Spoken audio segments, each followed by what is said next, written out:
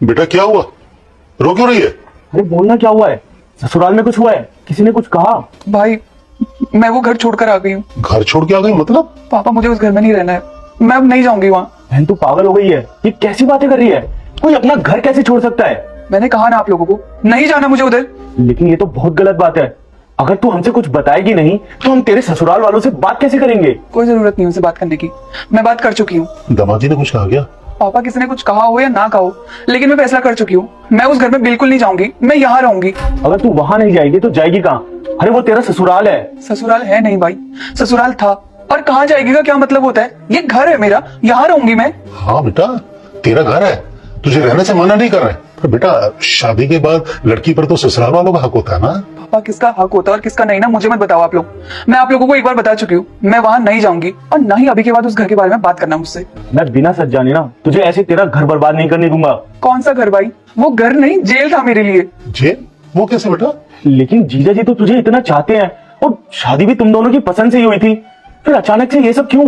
क्योंकि भाई उस घर में शादी करना मेरी लाइफ का सबसे गलत डिसीजन था। अब तू सच बताएगी या हमें टेंशन ही देती रहेगी?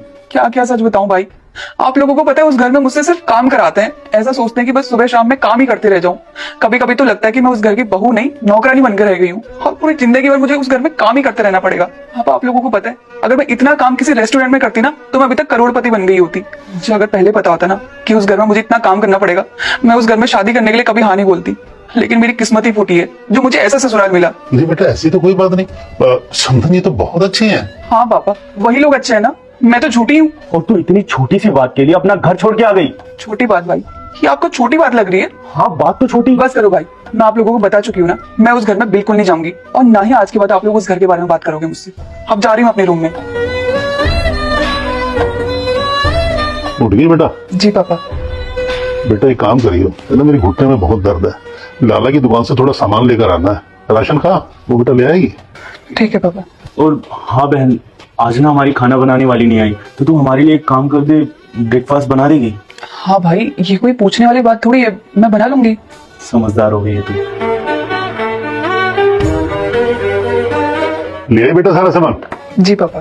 चेक कर लिया था ना? हाँ पापा, सारा सामान है। बेटा इसे किचन में रख दे और छत से ना सर कपड़े उतारवा, बारिश आने का टाइम हो रहा है। ठीक है पापा।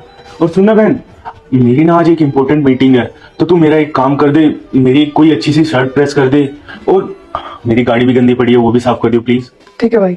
शाबाश बेटा।